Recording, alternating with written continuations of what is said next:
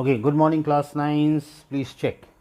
Okay, we finished the previous exercise. That was all about equations, and I hope you have done that homework that I gave you. It's there in the thing, that exercise. The word equations are given, you have to write the equation for it and balance it. Okay, fine. We go on to the next chapter now, chemical changes and reactions. Look at this, another important chapter. Again, you will find most of it I have done it. Okay, we'll see to it. Clear there, everybody? Now, look at it. What is a chemical reaction basically? A chemical reaction is a process of breaking the chemical bonds of the reacting substances and making new bonds. That's a chemical reaction. Okay, so if you look at this, see, look at this here, not this, not this, not this. Look at this here. Okay, so this is the reactants and this is the product. Left hand side is the reactant, right hand side is the product. So this is one combination of compound, another combination of compound. So this breaks up. You break this bond. So there is a bond between these two. There is a bond between these two.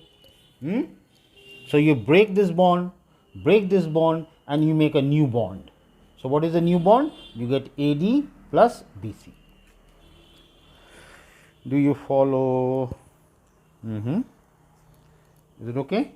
So you break one bond and then you form a new bond, and the new bond gives you a new product. Okay, that is what is a chemical reaction or a chemical bonds. Okay, you break and remake. That's what it is. A chemical bond is the force that holds the atom of the molecules together as a compound. So there is a bond between A and B. There is a bond between C and D. That bond breaks and you get a new bond being formed. Is it okay?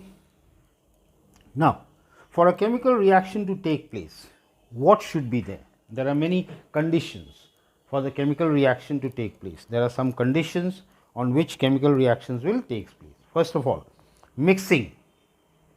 Okay, mixing means bringing them in close contact with each other. Okay, I have one compound here, another compound over there. How do you expect them to react? So that's why the reactants must come together. They must come close to each other. Only then the reaction will take place. And they are giving you some examples over there. So go through these examples.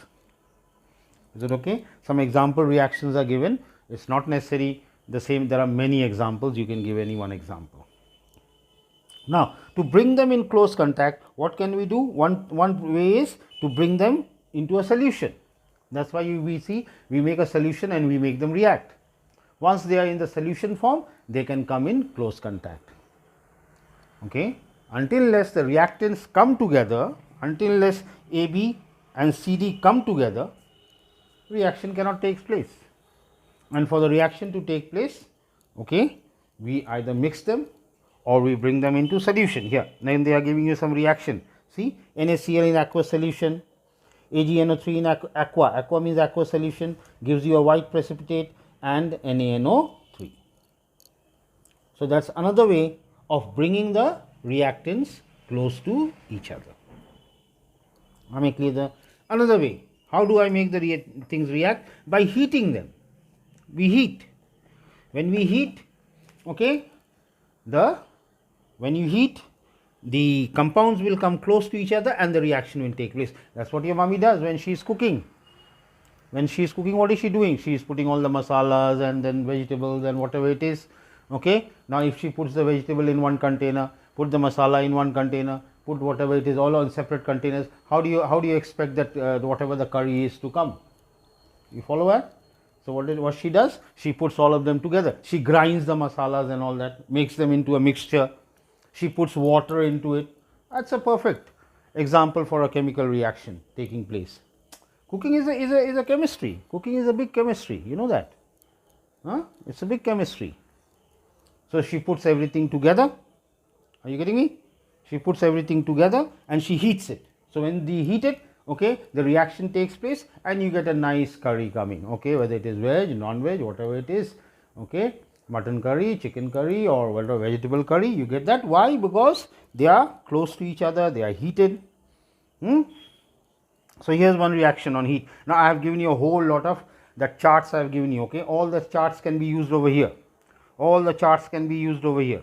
This is the thing, reaction with heat, decomposition reaction. Calcium carbonate heated gives you so and so, lead nitrate heated gives you so and so. Is that okay?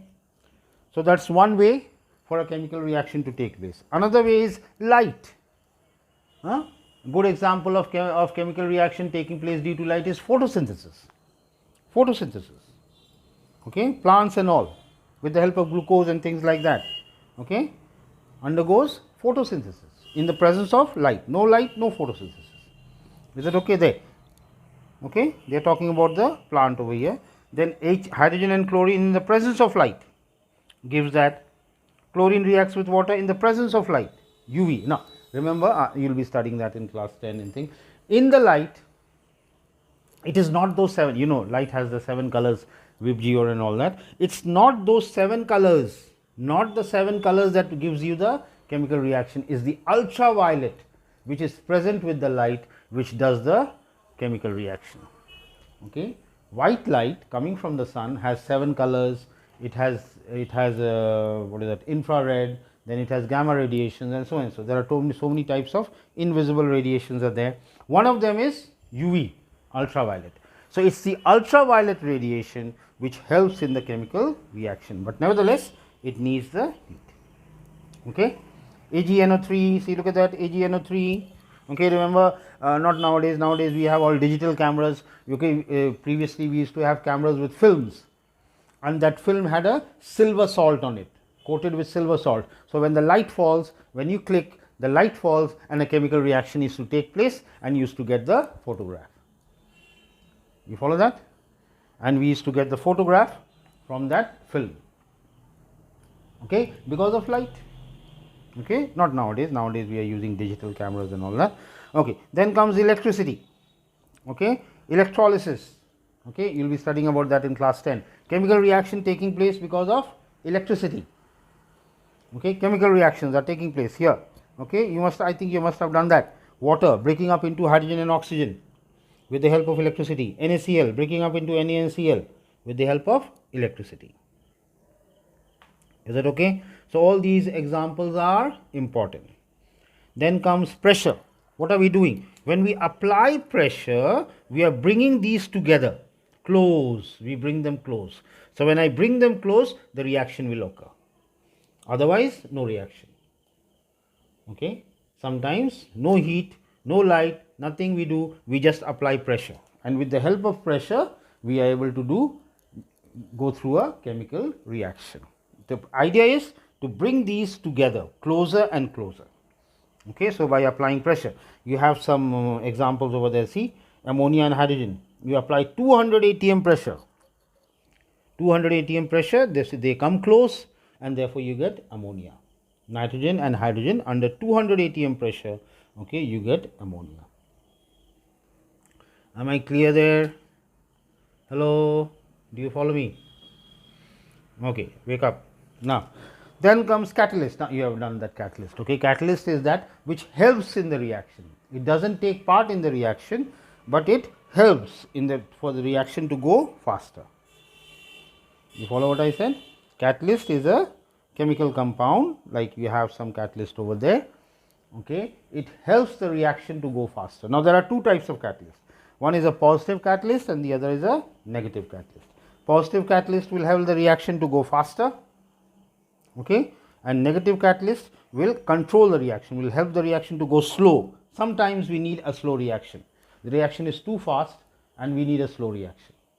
So there we use a negative catalyst to slow down the reaction. You have some examples over there. See, phosphoric acid and all that, they are negative catalysts. Okay, positive catalyst is MnO2 and all that used in. So here also in case of ammonia, okay, they use molybdenum as catalyst. Positive catalyst helps the reaction to go fast. Negative catalyst helps the reaction to go slow.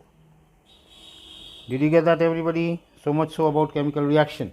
The different, okay, reasons, you can say the different reasons in which helps a chemical reaction. The different ways in which chemical reactions can take place. Okay, clear that, all of you? Okay. These are the different reasons or different ways in which I can make a reaction to proceed forward. Then, what happens in a chemical reaction? What are the things that we see in a chemical reaction? Evolution of a gas. I can see a gas coming out. Now, there are many examples, okay? You don't have to stick to that, but it's okay. Right? One example over there, you can see a gas coming out. Okay? Then, next. Right? There's a thing called effervescence. Okay? We'll see that. I haven't taken you to the lab. When I take you to the lab, you will see. Okay? When the reaction happens, there's a lot of bubbles coming out. So, it looks like foam, you know. It looks like foam. That foam is what we say is effervescence. That especially happens in the case of zinc and sulfuric acid when we do for the preparation of hydrogen. We'll be going to the lab, we'll see that. Okay? We'll be doing that preparation for hydrogen. Okay? Effervescence is that effect that you get. Like foam, you see the reaction coming out. That is called effervescence. Okay? Change in color. In some chemical reactions, there is a change in color. Okay, look at that. Iron and copper. Copper is blue solution. You put iron into it, it becomes green. Okay, so change in color. You see some change in color in the example. Is that okay? Right? They have given a whole lot of examples over here. There are some examples here also. Then there is a change in state. Change in state means, okay, here like we have see two gases combining to give ammonium chloride, which is a solid. Two gases combining to give a solid. So these are gases giving you a solid. Gg. Gg giving S. Okay. So that's the change in state. Am I clear? So these are the three things that can happen. There can be, and there can be also, I didn't think they haven't given that. There can be heat also involved in that. Evolution of gas is there. There can be evolution of heat also. Okay. We call it exothermic reaction. Okay. But they haven't mentioned anyway. We'll see to it. Then we have change in color. We have precipitation. Sorry, I missed out this. Precipitation is when you find that thing not dissolving. Okay. You'll get a precipitate coming. Feathery sort of a thing coming in the reaction. Like feathers you'll find hanging in the solution. That's called precipitation. And then you have change in state, we already said. Okay. Now, what are the different types of chemical reaction? Now, here you will find we have already done a lot. Okay, number one, direct combination. Remember we did. Okay, metal plus oxygen, metallic oxide, metal plus sulfur, metallic sulfide, metal plus chlorine, metallic chloride. That's a direct combination. Synthesis reaction. A plus B giving you AB. I have given you a whole lot. A whole lot is there. Remember my chart that I gave you. Remember the equations that I gave you. Okay, clear everybody? Okay. So that's your direct combination, or as we say, synthesis reaction. As I said, I have given you that. Okay, that's very important. I'll be taking a test on that. Anyway, next is decomposition. This also I have given you a whole lot of chart I gave you. Remember, heating of carbonates, heating of nitrates, heating of hydroxides. Right? Carbonates and hydroxide, potassium and sodium does not decompose. Okay, they are stable. All that I have given you. Okay, decomposition reaction. They have a chart over here. This chart we have done before also. I gave you this chart. Yeah, this chart. Yeah. Heating of hydroxide, heating of carbonates, heating of nitrates, heating of metallic bicarbonates. Look at that. So all this we have already done. Thermal decomposition, as we say. Am I clear? Have I done that? Say something. Yes, we have done it. Okay. Fine. Yeah. All this is see, heating of nitrates, heating of carbonates. Okay, then so and so. Okay, all this is done. These reactions are done to show thermal dissociation. Here, they are showing some thermal dissociations over here. Okay, right? Got that? All right. Then comes displacement reaction. Now, this I think I missed. I don't know. I missed this thing, displacement. Okay, the metal above displaces the metal below. Why? Because the metal above is more reactive than the metal below. Okay, zinc, potassium, sodium, calcium, zinc. Remember, zinc comes above copper, so zinc will displace copper, not the other way around. Not the other way around. Why? Because zinc is more reactive than copper, so zinc displaces copper and you get zinc sulfate and copper. That is called a displacement reaction. Here, look at this. Here also, when hydrogen is displaced, this is also a displacement reaction. Right? Then this one also I think I missed out. Okay, that is that we call it the halogen group: fluorine, chlorine, bromine, iodine, acetylene. Fluorine, chlorine, bromine, iodine, acetylene. Fluorine, chlorine, bromine, iodine, acetylene. Fluorine, chlorine, bromine, iodine, acetylene. Okay, this is the your thing. 1 second. Okay, here, pay attention. This is fluorine, chlorine, bromine, iodine, acetylene. Okay, this is your halogen. Halogen. Okay, fine. Got that, halogen. Okay, now this is your halogen series. Now here this also is according to its reactivity. Fluorine is the most reactive, followed by chlorine, bromine, iodine, so and so. Okay, so the halogen above displaces the halogen below. The halogen above displaces the halogen below. Look at this here, chlorine. Can you see this chlorine here? Chlorine is above iodine. Chlorine is above iodine. So chlorine will displace iodine.